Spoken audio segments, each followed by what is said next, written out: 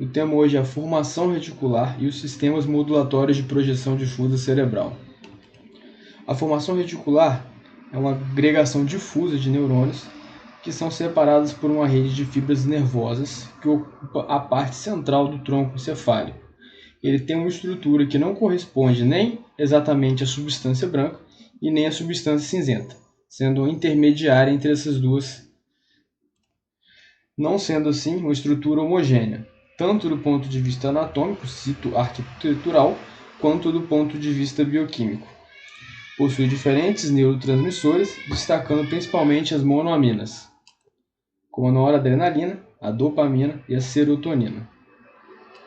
É formado por grupos de neurônios, então, que formam os núcleos da formação reticular, cujos principais são os seguintes: os núcleos da RAF, o locus ceruleus e a área tegmentar ventral.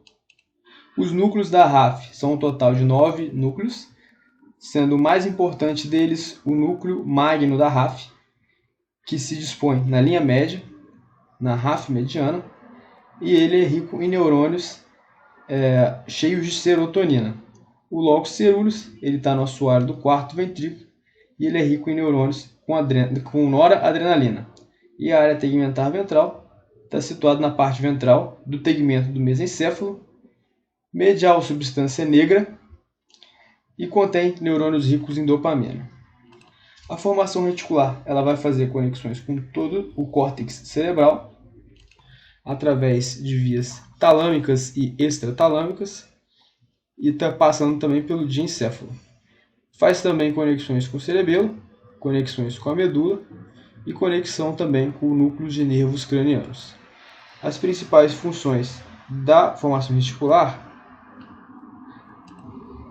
é o controle da atividade elétrica cortical, controlando o ciclo sono e vigília, faz o controle eferente de sensibilidade e de dor, modulando essa sensibilidade, controla também a motricidade somática e postural, controla o sistema nervoso autônomo, ajusta o sistema nervoso autônomo também, faz também o controle neuroendócrino e faz integração de reflexos, principalmente no centro respiratório e centro vasomotor.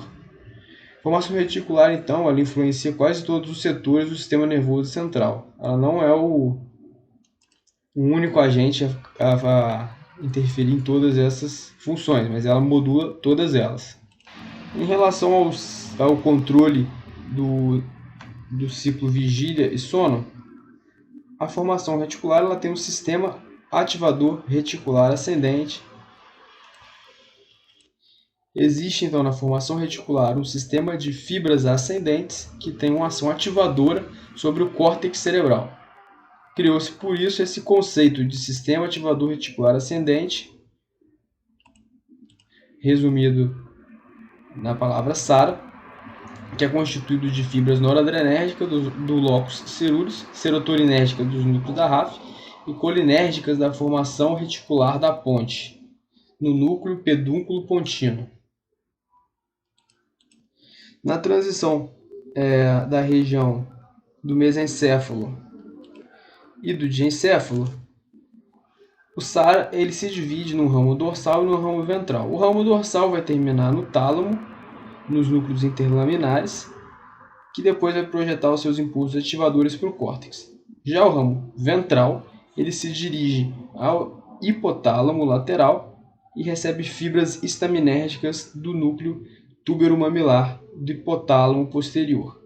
E sem passar pelo tálamo, esse ramo ventral ele se dirige diretamente ao córtex, sobre o qual tem também uma ação ativadora.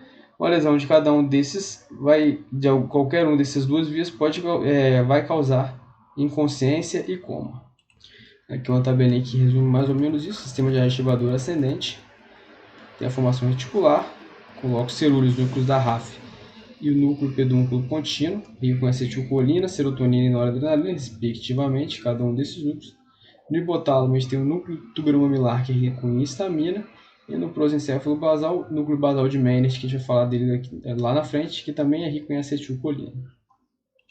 Em relação a outra função da formação reticular, que é o controle eferente da sensibilidade, a gente tem que ter o conceito que o sistema nervoso ele não recebe passivamente as informações sensoriais. E até certo ponto ele consegue modular a transmissão dos impulsos que chegam até o sistema nervoso central. Isso gera para a gente o conceito de atenção seletiva, que é despertar a nossa atenção, diminuindo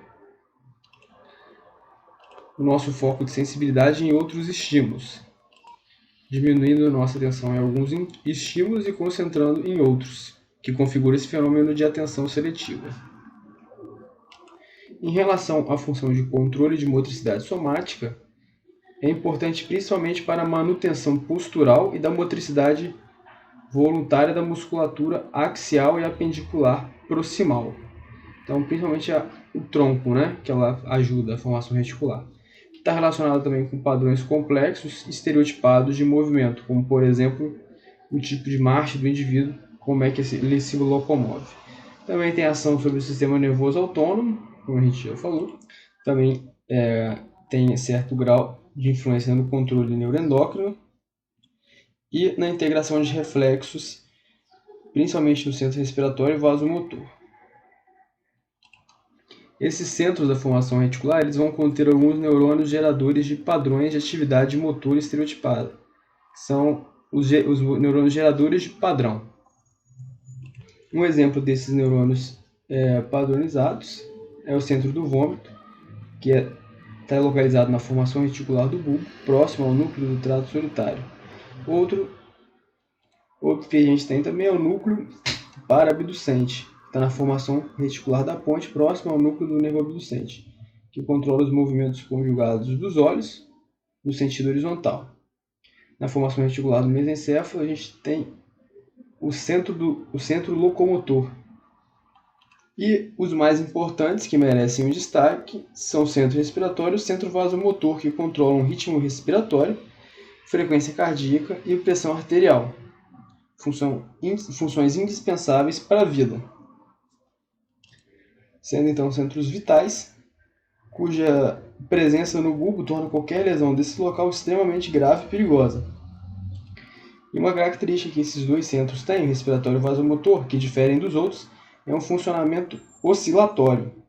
Ou seja, eles têm uma atividade rítmica e espontânea, como se fosse um coração, e também sincronizada.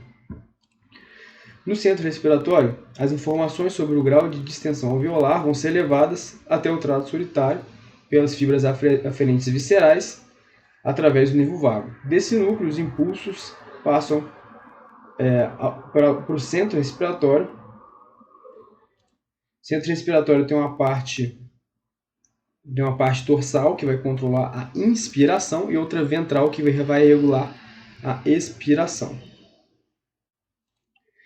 Do centro respiratório vão sair fibras retículo-espinhais que terminam fazendo sinapse com os neurônios motores da porção cervical e torácica da medula. Os primeiros, da porção cervical, dão origem a fibras que pelo nervo frênico vão chegar até o diafragma, e os que se originam na medula torácica vão dar origem às fibras que, através dos nervos intercostais, vão chegar até os músculos intercostais. Essas vias são importantes para a manutenção reflexa e automática do movimento respiratório.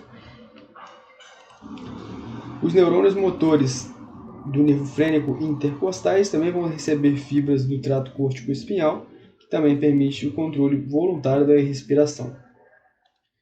Já o centro vasomotor está situado na formação reticular do bulbo. Lá o centro vasomotor ele coordena o calibre vascular, a resistência vascular periférica, a pressão arterial e o ritmo cardíaco. Ele recebe informações sobre a pressão arterial que chegam no núcleo solitário a partir dos baroreceptores situados principalmente no seio carotídeo, trazido por fibras aferentes viscerais através do nervo vago. O centro vasomotor, dali vão sair fibras que vão para os neurônios pré-ganglionares do núcleo dorsal do vago, resultando no impulso parasimpático, e fibras retículo-espinhais para os neurônios pré-ganglionares da coluna lateral da medula, resultando no impulso simpático.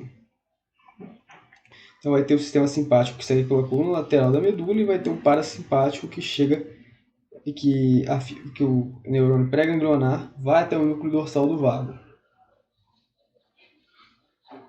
enquanto o que vai para o simpático ele chega através das fibras retículo-espinhais. Outras estruturas que levam informação para o centro vasomotor são os mecanorreceptores do coração, quimiorreceptores da aorta, e o centro vasomotor também sofre influência do hipotálamo.